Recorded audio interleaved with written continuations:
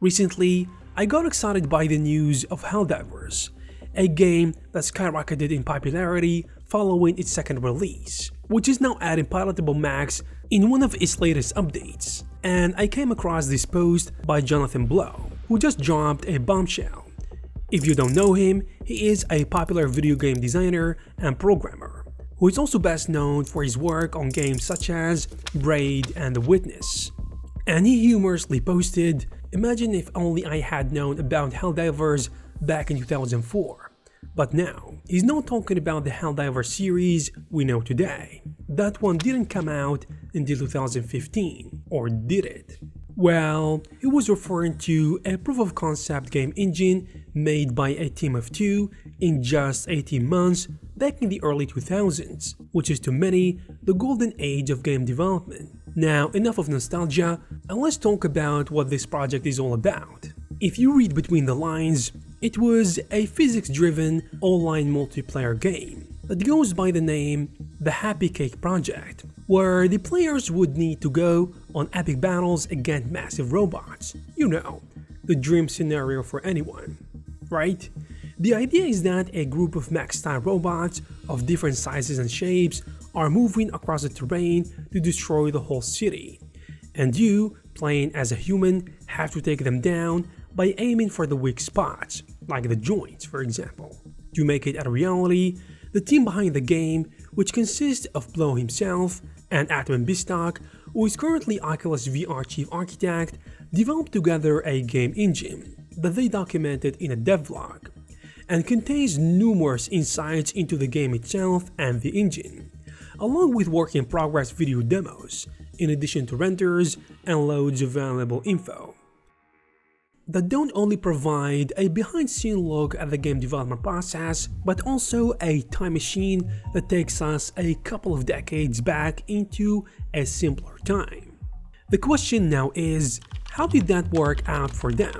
But before we do that, let's take a look at the engine.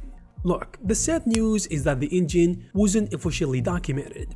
Actually, I don't even think it has an official name. At least, not that I could find, and all that was left was the little hints here and there throughout the posts. As an example of this, the entry that explains how the engine managed to use normal maps on general projects such as robots and city props after they were only able to use it for terrains. The reason for this is that the terrain code couldn't quite be used for other things, but then the game was filled with fancy giant mechas that had a lot of details. So it only made sense for them to figure out a way to use normal maps, which is a method of making objects appear more detailed by adding those details with a texture map. I know, it might not seem that much at first, but let me tell you, this is the early 2000s we are talking about, and normal maps were just an emerging technology in video games back then, with titles such as Evolva and Virtual Fighter 4 being the first games to ever use it, which makes it more impressive for a team of two to pull it off.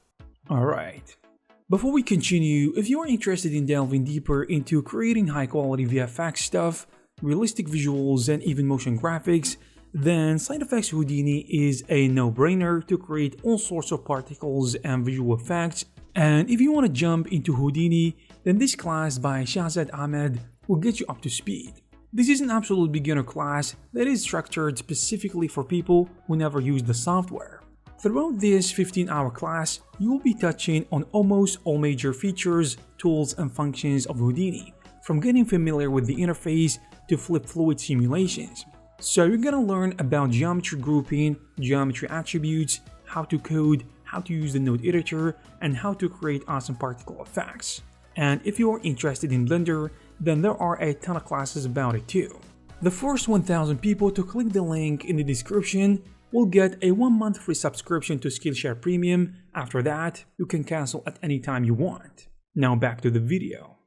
The engine also had a particle system that generated particles that could last way longer than most game engines of that era. And get this, they were also able to receive shadows, with plans to eventually make them collide with the environment and rebound from surfaces, also be pushed by shock waves and so on. It was also recorded that the engine was supposedly able to use HDR scale lighting, but as you know, there isn't a ton of documentation beyond that.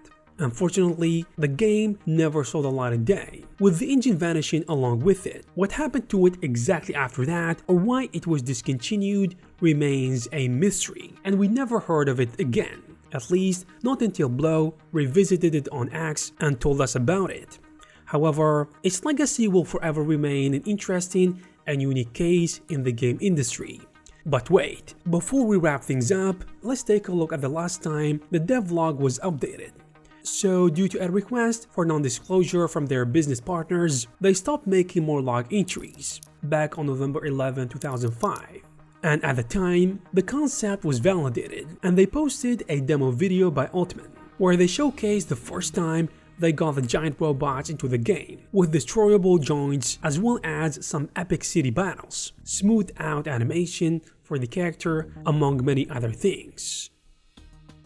I hope you guys found this video useful and informative. If you did, please give it a thumbs up. Also, please subscribe to this channel to receive more videos like this. Thank you very much for watching, and I'll see you in the next one.